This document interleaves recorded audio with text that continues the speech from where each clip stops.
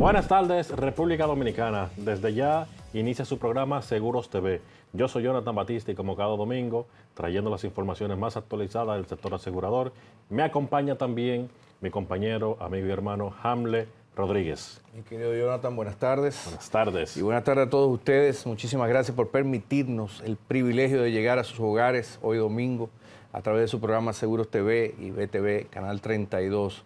Y quisimos hacer esta introducción bien rapidita, Jonathan. Para aprovechar el tiempo con el invitado. Así es, tenemos de invitado para el próximo bloque al señor Tony Marte, vicepresidente ejecutivo de CONATRA, quien nos trae, vamos a poner... Vicepresidente ejecutivo de CONATRA, Sí. Ahí vamos a hablar del pleito que tuvo la sociedad con Antonio Marte, exigiéndole al superintendente Sí. que tenía que darle para atrás la medida Así donde es. establecía el aumento de la base de mínimo del seguro de ley y otros temas más. Así es, así que por favor no se vayan, vamos a una pequeña pausa y ya regresamos con ustedes. Seguros para partes del cuerpo. El seguro para partes del cuerpo puede contratarlo cualquier persona. Principalmente son profesionales que se valen de su cuerpo o algunas partes para poder realizar su actividad. Deportistas aseguran sus piernas o brazos y cantantes o actores pueden asegurar su voz. De lo que se trata es de proteger tu fuente de ingresos, aunque generalmente han sido famosos los que han sumado a este fenómeno social, son cada vez más los profesionales que deciden asegurarse. El seguro de partes del cuerpo es parecido al seguro de accidentes y se suele tasar como se hace el seguro de vida más o menos. En el caso de que las partes aseguradas sufran algún daño, incapacidad o pérdida de movilidad, el tomador del seguro recibirá el capital que haya asegurado o un porcentaje en función de los daños y las pérdidas económicas que estos ocasionen. Y si alguien te pregunta, diles que lo aprendiste en Seguros TV. Y ya estamos de regreso con ustedes, queridos amigos. Gracias por mantenerse en sintonía en su programa Seguros TV a través de BTV, Canal 32, hoy domingo. Y como dijimos en el bloque anterior, Jonathan, tenemos un invitado interesantísimo. Súper. Sobre todo, para algunos muchas veces es controversial cuando se habla de transporte público. Sí. Pero tenemos por aquí al señor Tony Marte, vicepresidente de CONATRA. Estimado Tony, gracias por estar por aquí, gracias por acudir al llamado. Gracias a ustedes por invitarme. De verdad que tenemos tiempo con la intención de acercarnos a ustedes, porque con todo este revuelo que hay de transporte, de los cambios que se han hecho en la movilidad RD, de toda esta situación que se ha dado con los seguros también, con el aumento de la cobertura obligatoria y las reacciones que ha habido, donde ustedes han sido bastante críticos, pues queríamos conversar directamente contigo, ¿verdad? ¿Qué podría decirnos? ¿Cómo ven ustedes todo este revoloteo que hay, las inspecciones de Intran? Aunque yo prefiero comenzar para darle una panorámica más amplia al público que nos está viendo, Sí. que nos diga la composición de CONATRA, Sí. cuántos afiliados, para ver la magnitud, porque a la medida que nos vayamos adentrando en los temas, pues se ve y se destaca la magnitud de la alcance de la entidad confederación, claro. que es CONATRA. Así es, mira, CONATRA es la única confederación de transporte que existe en el país. Nosotros agrupamos federaciones, estas federaciones a la vez agrupan sindicatos o empresas, dependiendo, y estos a su vez son los que brindan el servicio de transporte en la República Dominicana. CONATRA compone más del 80% del sector transporte en la República Dominicana. Estamos en las 32 provincias, los 158 municipios. CONATRA brinda servicio, sus afiliados, el servicio tanto de transporte urbano, interurbano, turístico, de carga. Realmente es bien amplio en materia de transporte, incluso hasta de motoconcho, federaciones También afiliadas tiene también de motoconcho. motoconcho, correcto. ¿De cuántos afiliados más o menos estamos hablando? Nosotros estamos hablando de más de 150.000 afiliados en los diferentes renglones. Mucho. Sí, sin lugar a duda. Mira, ¿cómo han manejado este tema de los operativos antidoping que ha hecho el Intran? Nosotros aquí particularmente en algunos momentos hemos hasta dudado no de la veracidad de que se hayan hecho, sino de qué tan sorpresa han sido porque se habla mucho de los choferes, ¿no? Nos dijeron en una ocasión, inclusive un invitado que tuvimos aquí hace muy poco, que dejaron de hacerlo, las inspecciones, los antidoping, ¿verdad? Esos operativos. Para nosotros no es sorpresa, partiendo del país que ya conocemos, donde aquí se hace mucha parafernalia, mucho bulto con las cosas, y desde que pasa esa fiebre, pues obviamente se dejan de ejecutar estas medidas. Okay. Entonces, ¿han seguido? ¿Cuál ha sido la experiencia de ustedes con esto? Sí. Déjeme aclararle esta parte. Nosotros como CONATRA fuimos la institución que motivó a que se hiciera la prueba de doping. En una reunión que sostuvimos con el director de Intran, ahí le presentamos nuestra inquietud porque nosotros venimos desde hace muchos años realizando las pruebas de doping entre nuestros afiliados. Claro está, esas pruebas son costosas cuando lo vemos de forma individual. Claro. Nosotros tuvimos que recurrir a la parte ya institucional, al Estado, para ver si nos apoyaba, y Morrison captó el mensaje, inmediatamente nos apoyó y salieron a hacer los operativos. Yo entiendo que han hecho los operativos sorpresa. Yo entiendo que no se va a hacer a todos los conductores, sino que puntualmente el hecho es pasar balance en diferentes rutas y ver cuál ha sido el resultado. De manera aleatoria. De manera aleatoria. Definitivamente con nosotros se estuvo haciendo el plan, porque fuimos nosotros que nos acercamos y estuvimos trabajando desde noviembre del 2024 hasta marzo. Solamente a CONATRA se le realizaron las pruebas a petición de nosotros. Luego fueron incluidas algunas otras rutas, pero en menor cantidad. Realmente a CONATRA fue la que más se le solicitó y se le aperturó para que Intran pudiese hacer esas pruebas. El impacto de esta medida en la federación, la confederación, ¿cuál ha sido? ¿Cómo han manejado? Porque una cosa es que lo veo de manera correcta, lo veo idóneo, hacer estos operativos para hacer doping a los conductores, pero dado los resultados, sin importar que hayan o no hayan o la cantidad que hayan, ¿cuáles son las medidas entonces a tomar partiendo de que encontré de una muestra de 20 personas que le hice la prueba, me salieron 3, por ejemplo, que sí consumieron, pues estaban bajo el consumo?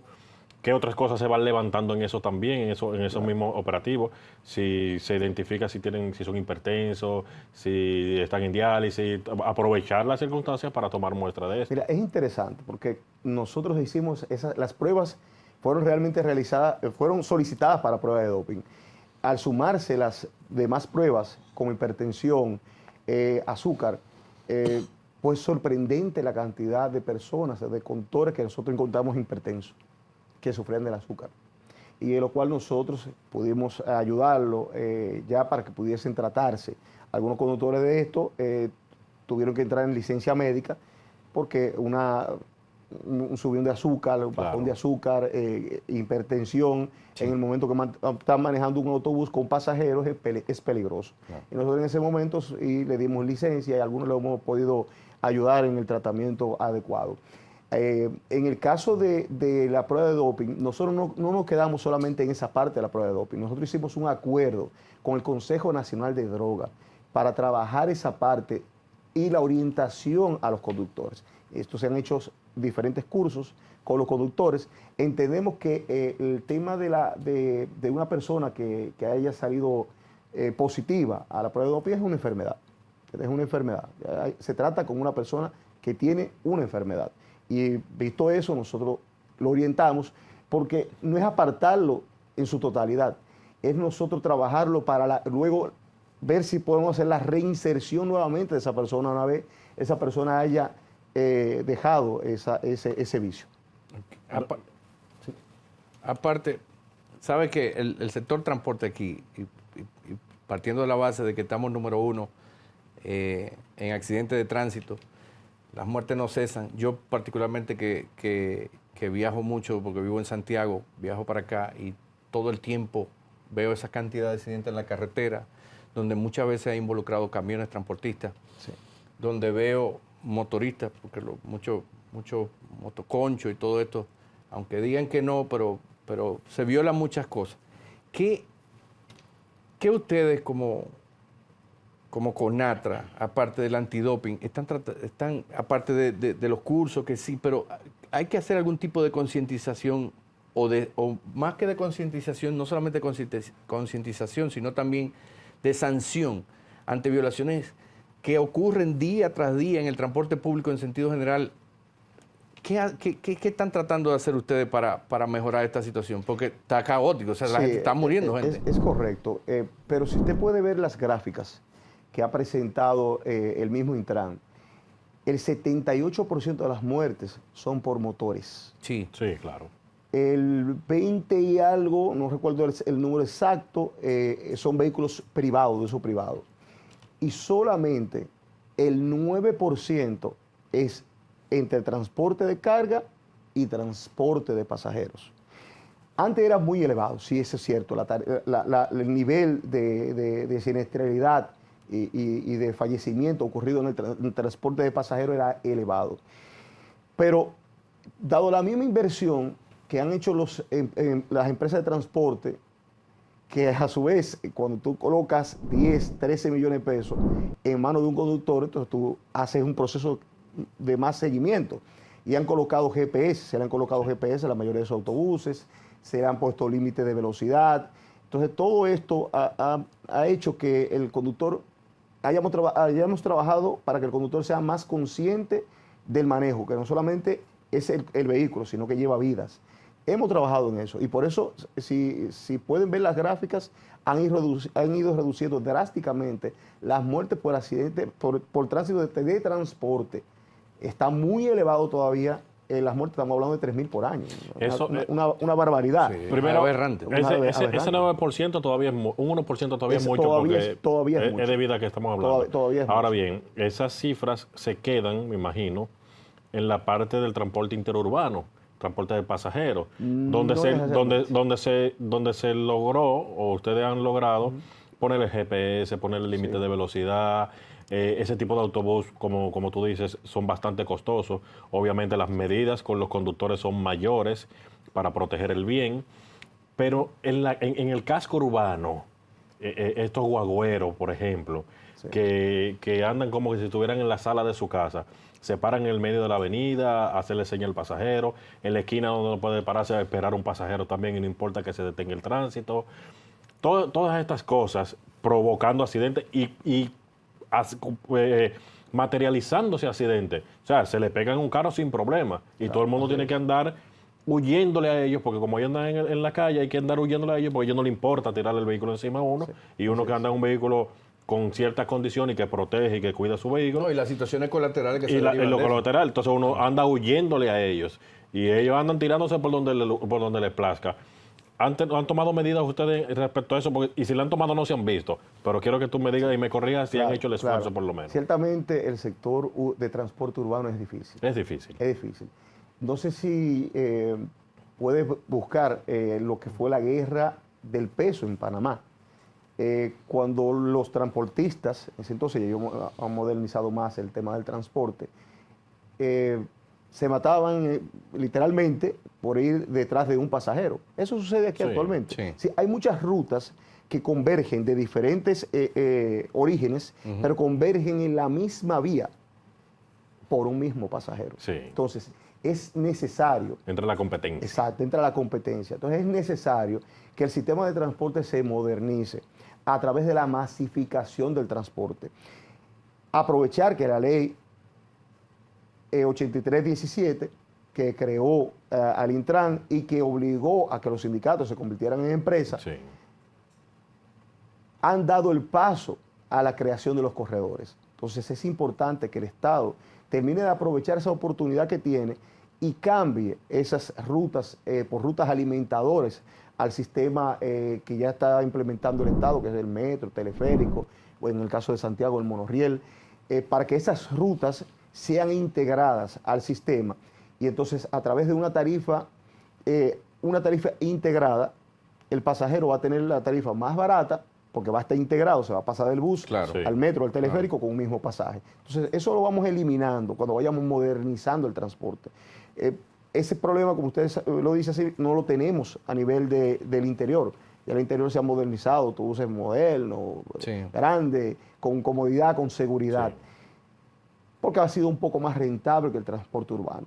Entonces es necesario que el Estado implemente esas rutas alimentadoras para que entonces adecente la cantidad de vehículos de transporte urbano.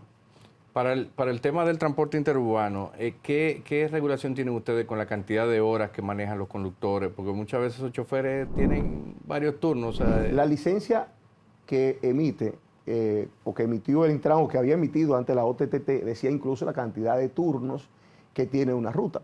Entonces, en eso se determina la cantidad de viajes que el autobús puede efectuar. Porque si te emiten 10 turnos, pues más de ahí tal vez no te pueda dar para dar más de 2 vueltas, lo que nosotros llamamos vueltas. Ajá. Entonces, esa cantidad de turnos que se emite te limita la cantidad de viajes que te puede dar una unidad. Entonces, ciertamente en ese sentido está regulado. Pero ¿realmente se fiscaliza? Sí, es que ni siquiera tiene que fiscalizarlo el Intran, lo fiscalizan los mismos propietarios. Si yo tengo un turno en una parada de autobús, yo soy el primero que voy a cuidar que mi autobús dé la cantidad de vueltas diarias. Yo, aparte de que el Intran puede fiscalizarla, aparte de eso, si yo mismo me encargo de fiscalizar que eso se dé así. Se cumpla. Porque entonces si el autobús suyo viaja más que el mío, entonces ya ahí no tenemos ningún inconveniente. Tenemos situación. Ya tenemos situación. ¿Y el chequeo de los vehículos? Bueno, Intran en este momento lanzó un operativo de inspección técnica, y es una inspección técnica básica, porque realmente la inspección técnica vehicular todavía no ha salido, pero mientras tanto esa inspección técnica básica, que es una inspección que por lo regular siempre se hace en los tiempos de asueto, Semana Santa, diciembre y fechas así importantes, en este momento Intran lanzó un operativo para ir a ciertas paradas y tomar medidas con vehículos que tal vez no tengan el nivel en las gomas necesarias para poder rodar, que le falte algún tipo de luz o que no estén en condiciones en los cristales para poder rodar. Realmente no es tanta la cantidad. Sí, incluso Intran presentó un reporte de 132 unidades a nivel nacional que fueron fiscalizadas, porque la mayoría de unidades interurbanas están en buena condición. ¿El interurbano? Sí, porque realmente se basaron en el interurbano y el interurbano. Sí, lo que pasa es que en el interurbano condición. tú haces una inversión, compras un autobús, te inscribes, te matriculas en la federación, y un autobús que tú pagas 10, 15 millones de pesos, 20 millones de pesos del precio de ese autobús, obviamente tú lo vas a cuidar, ¿verdad? Y tú mismo como propietario, que le pone el GPS, que le pone el límite de velocidad y todo eso, hay que le ponen hasta cámara, inclusive, tienen internet, entonces tú cuidas tu inversión. Ahora bien, vamos a salirnos de ahí, vamos a buscar problemas. Claro, donde me gusta ahí. El honorable senador y presidente, ¿verdad?, de CONATRA, Así es. hizo unas declaraciones en el Congreso exigiendo, no pidiendo, exigiendo la suspensión de la circular que emitió la Superintendencia de Seguros, donde se establecían los nuevos montos a los límites de cobertura en seguros de ley. Que nosotros, como miembros o parte del sistema de seguros en República Dominicana, vemos la decisión de la superintendencia correcta. De hecho, se quedó corta. ¿Puedes convencerme del por qué no? Fíjate, más que convencerte, nosotros hemos sido claros que nosotros no estamos opuestos a los aumentos de los límites de cobertura. Entendemos que es necesario, mas entendíamos que antes de emitir esa resolución se debió conversar con los sectores, con los diferentes sectores, no tanto el sector asegurador, sino también quienes consumen del mismo. ¿Por qué? Porque yo le diría a usted, sí es cierto, es la necesidad de un aumento del límite de cobertura. Pero una empresa, te voy a poner un ejemplo, hay una empresa que tiene una cobertura actual de 112, que fue los límites de cobertura sugeridos. Sí. Pagaba 9,000 y algo de pesos. No, perdón, 15,000 y algo, confundido. 15,000 y algo de pesos. Me acuerdo de algo. Y ahora va a pasar a pagar más de 28,000 pesos de cobertura. Entonces, si yo tengo mi cobertura actual y estoy pagando 15,000 pesos por mi cobertura actual, que es 112, y la superintendencia indica que tiene que ser 112, ¿por qué razón la superintendencia ajusta los precios? Eso debió haberlo dejado tranquilo. Los precios debió haberlo dejado tranquilo. Entonces, ¿por qué ese ajuste que era necesario, pero no debió haberse llevado a esa magnitud? No es lo mismo, no todos los vehículos requieren el 112. Incluso los autobuses requieren más del 112. Claro. Porque nosotros, ustedes que trabajan en el área de seguro, saben lo que es una póliza en exceso. La mayoría de nuestros autobuses están asegurados con una póliza en exceso de 10 millones de pesos, la mínima. Sí. Entonces, la mínima. Entonces, 112 es insuficiente. Para nosotros es insuficiente. Pero nosotros teníamos cubierto eso. El problema, lo que pasa es que yo creo que está mal enfocado, creo. Sí. Vamos a ver si vamos hablando de lo mismo. No es la superintendencia que determina el precio. La superintendencia determina el monto mínimo de la cobertura. De la cobertura. Obligatoria. Obligatoria, ¿verdad? Ahora bien, quienes actualizan y a la vez aumentan esa base son las aseguradoras. Ahora, las aseguradoras trabajan en base a riesgo. Sí. ¿Quién tiene más riesgo de tener un siniestro? Yo, que tengo mi vehículo, un transporte privado, que me muevo a la oficina, me muevo mucho a veces, pero a veces no. Pero tengo menos posibilidad de tener un siniestro que un transporte público que se pasa el día entero rodando en la calle, obviamente. Claro. Manejándolo en términos de riesgo, obviamente, teniendo más posibilidad el transporte público, la aseguradora se va a cubrir en ese sentido. Y me imagino que por eso, con un cálculo actuarial, pues se toma la decisión de aumentar el precio de la prima. Ahí tengo que sugerirte que vayas a la resolución 05-2025, donde la superintendencia fija los montos mínimos para cobro de primas. Y en este caso, que es el caso que pudiese afectarnos de forma directa a nosotros, también esto afecta a la población, pero en el caso que nos afecta directamente a nosotros, el vehículo público pasa de pagar 2.300 pesos a un mínimo de 5.291 pesos. Sí. Entonces, ahí sí te puedo decir que los límites de coberturas, los límites de las tarifas, sí fueron emitidas por la superintendencia. Entonces, esa parte es lo que nosotros no entendemos. ¿Por qué? Porque nosotros entendemos que tenían que aumentar esos límites, pero si nos sentamos a ver con las gráficas cuáles son las coberturas específicamente que tienen que ser cubiertas, porque tal vez un carro público no te necesita tener 1 millón de pesos en lesiones o muertes a más de una persona. ¿Por qué no? No, te pongo un ejemplo. ¿Por qué? Porque si vamos a la siniestralidad, a ver, el carro de concho o el transporte público no es quien te está generando ese nivel de siniestralidad, te lo genera el motor. No. Jonathan, y dejamos el avispero revuelto. El avispero revuelto, sí, con Tony aquí hablando del tema del alza en las coberturas obligatorias que estableció la superintendencia. ¿Quién reculó? Tuvo que recular. Entonces, Tony, mira, yo te decía antes de irnos al corte que es un poquito, yo lo veo un poquito más de ahí. Me explico. Sí. Las RC Exceso, que yo estoy seguro que ustedes tenían o tienen. Que tienen. Aparte de la cobertura 1 millón, cuando tú dices 112, le explico al público, está hablando de 1 millón, 2 millones exacto. En responsabilidad civil, más una RC Exceso que seguro tiene, exacto. Que mínimo tiene que ser de 10 millones de pesos por autobús o 20 exacto. millones de pesos en una sombrilla. Eso es entendido. Sin embargo, el grueso del parque vehicular que presta el servicio, yo te puedo apostar lo que quiera que no está asegurado en esa cobertura. No, porque, podemos buscarlo en estadística, podemos buscarlo en las aseguradoras.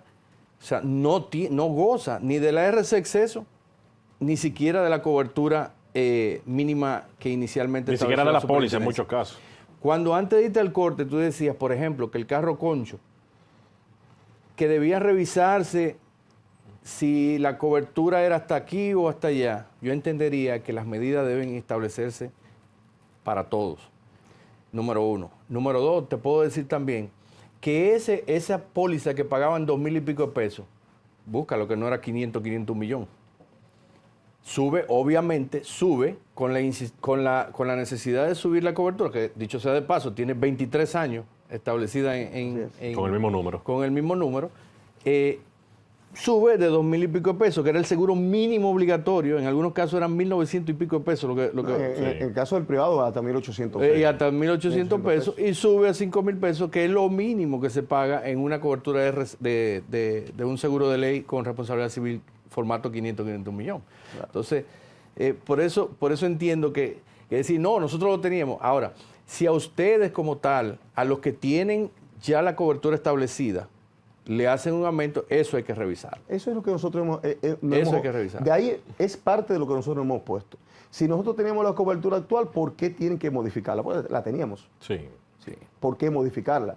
Entendemos que este aumento no fue solamente dirigido al sector transporte, esto fue en sentido general. Y vuelvo y les repito, quiero que dejemos a un lado los niveles de cobertura. Ahora, vamos a lo básico, que fue el aumento de las primas de seguro, donde nosotros entendemos que los niveles, y podemos verlo con las compañías, y fue un debate muy interesante con las compañías de seguro, sí, los niveles de pago de reclamos, cuántas veces una persona, y ahí es donde yo quisiera, y por eso que nosotros pedimos, no que se eliminara por completo, sino que nos sentáramos nuevamente a conversar sobre esto, que se abriera el espacio para nosotros poderlo conversar.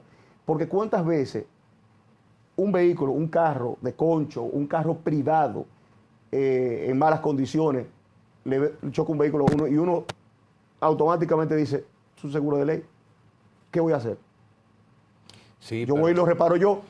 Pero ¿sabe por qué lo reparo yo? No es porque tiene una cobertura de 100.000, porque con 100.000 pesos yo reparo mi vehículo. No es eso. Es que ¿quién me garantiza que la compañía de seguro me la pague? Pero no se hace, sí. No lo hace. Sí. Es difícil. No hay un canal claro y definido donde el usuario puede realmente trabajar esas reclamaciones. Yo entiendo que esto tiene que ser un todo. No, existe el canal. Existe el canal primero. La superintendencia. Primero. Pero es un canal muy débil. No. Es un canal muy débil, porque si le preguntas, y en las redes, cuando dejes esta entrevista y lo puedan ver, que digan los usuarios, yo te voy a decir, si realmente ellos sienten que hay un canal definido y claro para las reclamaciones en seguro de ley. Yo te voy a decir. ¿Cuánta gente deja de poder hacer un reclamo porque no siente que está protegido para poder llevar ese reclamo hacia el final? Yo te voy a decir. Primero, hay varios canales. El primero, oficial, Superintendencia de Seguros. Totalmente. Tú tienes pro usuario, tienes Superintendencia de Seguros. Que dicho sea de paso, la superintendencia tiene un departamento, un departamento de atención para esto, ¿verdad? Sí. ¿Qué funciona? Hamlet tuvo una experiencia allá y funcionó de manera natural. Ahora bien, ahí que nosotros tanto hemos dicho en este programa, entra lo que es la importancia del intermediario en estos procesos. Un intermediario, claro, con las condiciones que le permitan, diligencioso, ¿verdad? Efectivo, que te gestione tú como usuario. Si tú andas en tu vehículo privado en muy buenas condiciones y viene un carro público, se te pega, te raya una puerta, te raya el bumper, te lo rompe, lo que sea, en vez de tú hacerlo como propietario del vehículo y propietario de esa póliza, el intermediario está sujeto a darte ese soporte y a gestionar entre tu aseguradora, que no es la responsable del siniestro, y la aseguradora, que sí tiene ese carro público, de gestionar de que eso suceda, ¿verdad? Es lo primero. ¿Qué falta aquí? Aquí falta información, comunicación, educación, que ni la ha hecho la Superintendencia de Seguros, ni lo hacen las aseguradoras, campañas, para que la gente entienda cómo funciona, cuáles son los canales, cuáles son las vías que existen para poder salir en un reclamo de manera satisfactoria. Entonces me das ahí la razón. No, pero existe, es comunicación. Aunque existen los canales, realmente la población, el sector que consume las pólizas de seguro, no está debidamente orientado para eso. Y esto debe ir acompañado de esto. Es decir, no es simplemente lanzar un aumento de las coberturas, sino es trabajar con esto. Esa resolución no podría haber salido de esa forma. Eso es lo único que nosotros ¿Ustedes no se sentaron con el superintendente antes de esto? No, nos sentamos después que la habían emitido. o después del lío, después del pronunciamiento de Antonio. No, antes del pronunciamiento, nosotros nos sentamos y a la cual nos había dicho el superintendente que se iba a producir un encuentro para analizar esto y que iba a conversar con las compañías aseguradoras. Ese encuentro no se dio. Ese encuentro se dio y ya el presidente de CONATRA, pero en este caso, ya no como presidente de CONATRA, sino como senador de la República. Porque vuelvo y repito, esto no solamente nos afecta a nosotros, a la sociedad en general le afecta. Pero es que afecta más el no tenerlo. No, es que nosotros no hemos, vuelvo y le repito, esa parte de los límites de cobertura, nosotros no hemos estado opuestos a los límites de cobertura, hemos estado opuestos a cómo se planteó el aumento de la tarifa. Esa es la única parte donde nosotros necesitamos sentarnos con la parte técnica de ellos, la parte técnica de nosotros y poder evaluar esto. Eso es lo único que nosotros hemos pedido. Entonces, como esta parte no se dio, el senador, con su pleno derecho de defender lo que él entiende debe ser defendido, hizo ese pronunciamiento. No sabemos si el resultado de ese retiro provisional, porque es provisional, sí, se si dieron 6 meses para conciliar. Tuvo que ver con esa, bueno, le repito, no lo sabemos. Tony, por favor. No lo sabemos. Ayúdame. Ahora, don Antonio hizo don Antonio como presidente de CONATRA hizo su reclamo, pero como senador también lo hizo. Y tiene que ser escuchado. Y por lo que vemos, como usted dice... No, definitivamente fue escuchado. Entonces, ese fue parte del resultado. Mientras nosotros lo antes podamos sentarnos a ver esta resolución, cuanto antes, entiendo yo, pueda haber un espaldarazo para que la resolución salga como debe salir. ¿Ya se sentaron con Pero él? todavía, al día de hoy no hemos recibido una convocatoria especial para el diálogo con respecto a eso. ¿Hace cuántos días o semanas que el senador se pronunció? Hace más de 2 semanas. Hace más de 2 semanas. Vamos a ver 15, 20 días más o menos, Sí, ¿verdad que sí? correcto. Que se pronunció. Y todavía a la fecha No hemos recibido, tienen una solicitud. No hemos recibido una invitación para nosotros poder participar y la parte técnica de nosotros con la parte técnica de ellos y la sociedad y las compañías aseguradoras, Claro. los corredores de seguro, los intermediarios, participen en esto. Participen en esto. Eso es lo único que nosotros estamos pidiendo. Porque déjame decirte una cosa. Yo espero que sea provisional la suspensión. En algún momento tienen que llevar a hacer el ajuste de las coberturas. Y me quedé pendiente para contestarte el tema de la siniestralidad. ¿Por qué no se reporta? No solamente por el tema de la falta, obviamente aquí falta mucho conocimiento en el tema de los seguros, si no, este tipo de programas no tuviesen razón de ser, ¿verdad? Pero aparte de eso se da el tema de que si a mí una guagua de esa me da en mi jipeta o en el vehículo que yo tenga, yo prefiero irme tranquilito antes de yo tener un problema con ese señor. Con ese padre de familia. Con ese padre de familia, pues yo soy hijo de otro, pero ese padre de familia, y de que me vaya a sacar un bate y que quiera que le pague yo dándome él a mí, como me pasó a mí en Santiago, que casualmente son de las cosas de la vida. A mí saqué un vehículo de pintura, de pintarlo completo, y 3 cuadras después me había chocado un carro público.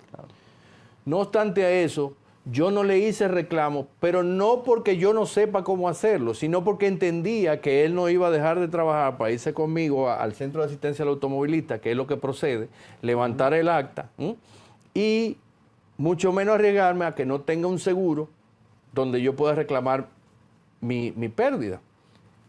Me parqué y entré al negocio donde iba. Pues él se bajó donde mí a quererme cobrar él a mí. Entonces, sí se paga, las aseguradoras sí pagan, y mucho dinero, mucho dinero. La siniestralidad en vehículos en este país, en la mayoría de las aseguradoras, te doy ese dato y lo puedes buscar donde tú quieras, da pérdida, contrario a lo que la gente cree, pérdida. Las aseguradoras impactan, vamos a decirlo así, en lo que tiene que ver con la administración financiera de los recursos, léase tesorería, ¿verdad? Y el manejo de la siniestralidad overall. Pero en vehículos en este país, eso da pérdida, hermano. Entonces ahí yo le diría lo siguiente. Si las aseguradoras dan pérdida, y hay que creerle, a nosotros se nos debe creer que el transporte no está siendo rentable. No. Pero lo balanceamos. Es decir, es No. lo que yo entiendo. Ustedes dicen, da pérdida. Nosotros entendemos, no da pérdida. Es algo que tenemos que sentarnos. Pero nosotros no estamos para ver el negocio de las aseguradoras, si es rentable o no es rentable. Claro. Nosotros estamos para ver que entendemos que las primas de seguros fueron aumentadas. No, es que me interesa Fueron aclarar- aumentadas de una forma tal que en algunos casos fue hasta grotesca. Sí, Tony, pero me Que interesa, para nosotros fue grotesca. me interesa aclarar a la gente Claro. que las aseguradoras sí pagan. Bueno, Y ojo, aprovecharé para hacer un reclamo, para que me paguen un delivery que se me trayó en el Yo te vehículo. ayudo, no te preocupes. Y Yo no te me han ayudo. podido pagar. Es decir, ahí tuve que comprar la puerta nueva porque lamentablemente no quería cargarle a mi Sí, a tu seguro. aseguradora, Sí. porque justo, ya como usted le había pasado, había salido de repintar el vehículo mío. Qué barbaridad. Qué suerte, qué suerte, Ya es una barbaridad. qué suerte. ¿no? Eso, mira, a mí me van a perdonar, de verdad, por el término que yo voy a utilizar, pero es que lamentablemente, se lo ganan todos los días. La mayoría, porque no quiero generalizar, muchos motoristas son una plaga. Lamentable, y no están. No son todos, porque hay muchas personas que su medio de transporte es el motor, son motocicletas y son personas muy trabajadoras y bien educadas en cuanto al manejo y conducción se refiere en el tránsito, pero no son la mayoría que son tan educadas. Y no se está haciendo nada para- Óyeme. Eso es un gran problema que hay en este óyeme. país. Estoy totalmente de acuerdo contigo. No se está haciendo absolutamente nada para mediar. Entonces, yo te entiendo tu posición y vamos a estar claros. Yo cuando hago la aclaración de que las aseguradoras pagan, para que sepa, nosotros no tenemos vinculación con ninguna aseguradora. Este programa está libre totalmente. No de tenemos aseguradoras. compromisos. Compromisos. No. De ningún tipo. Para que sepa. O sea, no estoy queriendo defender a las aseguradoras como tal. Sí quiero que el sector, ante la opinión pública, sepa, o sea, que el sector siga luciendo como es, fuerte y responsable ante los reclamos. Sí entiendo lo que te estoy diciendo. Pero el motor no tenía seguro, me imagino. ¿El motor? La motocicleta que se te estrelló, Sí, ¿tenía seguro? Tenía seguro. Y- Seguro, pero no me ha respondido sobre No te no me ha respondido. y tú sabes qué seguro que tenía él? Sí, Pepín. Pepín. Sí. Ok. Ah, bueno. Eso. No, lo que pasa con ¿Qué detalle? no, lo que yo entiendo, yo no he tenido la oportunidad de tener reclamos con Pepín por el mismo tema, ¿verdad? La gente no lo hace porque entiende que ellos tienen desafortunadamente la reputación de que no van a pagar. Por eso no me ha tocado. Pero lo que sí me dicen es que es un tema de burocracia interna. ¿Está entendiendo El cuál es la procedimiento situación? de esa aseguradora como tal, de esa. Claro, entonces yo me imagino si la gente entendiera que sí le van a pagar sí o sí. Entonces los niveles de reclamo aquí serían monstruosos. Se lo digo yo, mucha gente deja de reclamar porque entienden no van a tener cobertura. Y esa es la parte que nosotros vamos a tener que trabajar en conjunto con esta resolución. Claro. Tiene un punto. Tiene un punto, Tiene- ¿no? tiene- En tiene un esa punto, pa- en sí. esa- por eso es un tema, nosotros siempre nos hemos pronunciado aquí en el hecho de poder educar a las personas en cuanto a seguros se refiere. La gente todavía no cree en los seguros. La gente entiende que tener un seguro es un gasto innecesario porque a la hora del siniestro el seguro no responde. Entiende la mayoría de las personas. Cosa totalmente ajena a la realidad. Es un error. Es un error. Claro que es un Entonces, la gente no entiende que si tú haces una inversión de 500,000 pesos, de 1,000,000 de pesos en un vehículo y que vamos a poner un ejemplo, que se te queme, ¿verdad? Y que tengas pérdida total. Si tú no estás bien asegurado, obviamente perdiste ese dinero. Si estás asegurado, obviamente también que no lo vas a perder todo. Pudieras perder un tema de deducible, Sí, de sí. depreciación del vehículo y esas cosas. Usted se pero va a no- volver a montar. pero te vuelves a montar. Entonces la gente no lo entiende de esa manera. Eso es como el seguro de salud. El seguro de salud es un costo que yo no quisiera tener porque me cuesta mensual un número X y lo tengo, pero lo tengo con la esperanza de no usarlo. Así es. ¿Verdad? Porque no me quiero enfermar. Es el único gasto que uno tiene que hace que uno no quiere. Que uno no quiere usarlo, ¿verdad? Entonces, pero al final termina, no es el gasto, es una inversión. Sí. Porque entonces cuando llega el problema, sí, yo lo primero que hago tengo seguro. Pero cuando llega el problema, lo que pasa es que mucha gente entiende que nunca le va a tocar. La Así es. chatarra rodando, ¿qué vamos a hacer con ella? Como le comenté, masificación del transporte, modernización del mismo. Si no se hace esto de la chatarra, no va a ser eliminado. Nosotros podemos salir a recoger y mañana van a volver esa misma cantidad de chatarras. Se recrea otra vez. Van a recrearse nuevamente. Entonces, para eso es necesario inspección técnica vehicular. Claro. Sí.